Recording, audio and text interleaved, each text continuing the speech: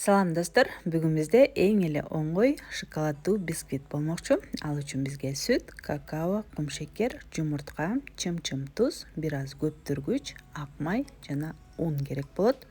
Бардык азыктардын өлчөмүн видеонун алдына калтырып жазып коем.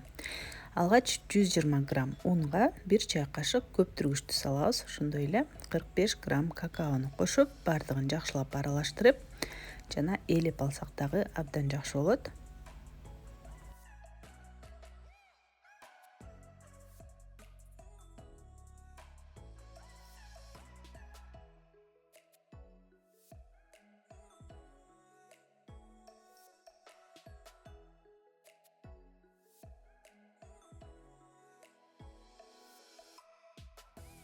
Ал эми бисквит жакшы көтөрүлүш үчүн жумуртканы чалган идишибиз сөзсүз түрдө кургак болушу керек жана жумурткалар үйдүн температурасында болсо абдан жакшы болот. 3 жумуртканы чагып алабыз. 1 чымчым туз жана 150 граммдай кумшекерди кошуп, алгач миксердин төмөнкү ылдамдыгында, андан кийин ылдамдыгын улам жогорулатып, эң жогорку ылдамдыкта болжол менен 8-10 мүнөттөй жакшылап агарып, көбүрүп чыкканча чалып алабыз.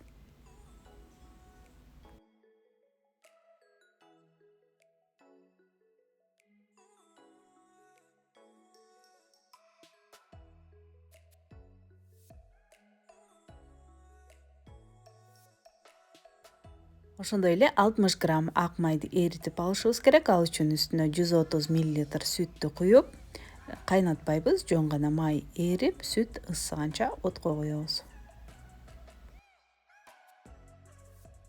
Сүт ысыганча чалып алган жумурткабызга кургак азыктарды 2 бөлүп салып, силикон күрөкчөсүн колдонуп, ылдыйдан өйдөнү көздөй этияттык менен жакшылап аралаштырып алабыз.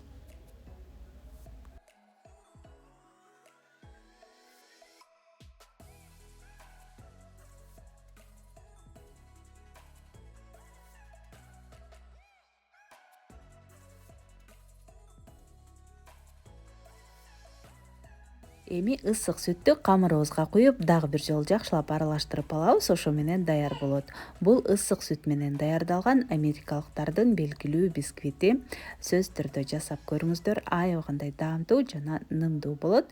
Өзүн пирог катары берсек деле болот, же болбосо 2 же 3 бөлүп, ортосуна кез келген кремди майлап, шоколаддуу даамдуу торт даярдап алсак болот. Ошондой эле мен ар дайым 3 шоколада тортуна дагы эң алдыңкы катмарына дал ушул бисквитти колдоном. Абдан сонун болот.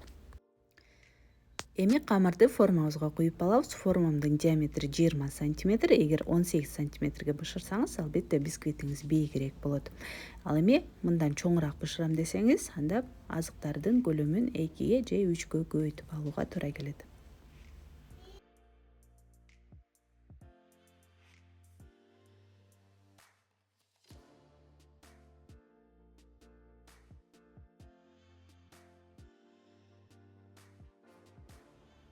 Духовканы алдын ала ысытып, 180 градуста болжол менен 40-45 мүнөттөй бышырып алабыз. Бышканын жыгач таякча менен текшерип турсак болот. Эгер ортосуна салганда кургак чыкса, демек бышты.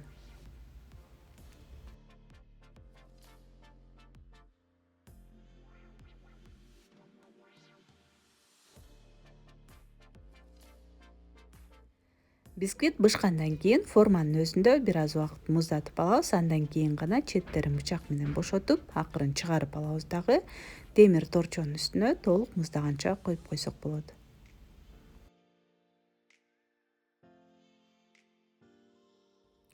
Дал ушул бисквит менен кийинки видеолордо биз аябагандай даамдуу бир тортто даярдайбыз. Андыктан каналыма каттала элек болсоңуздар, сөзсүз түрдө катталып, коңгуроону жандырып койсоңуз, жаңы видео чыкканда сизге билдирүү келип турат.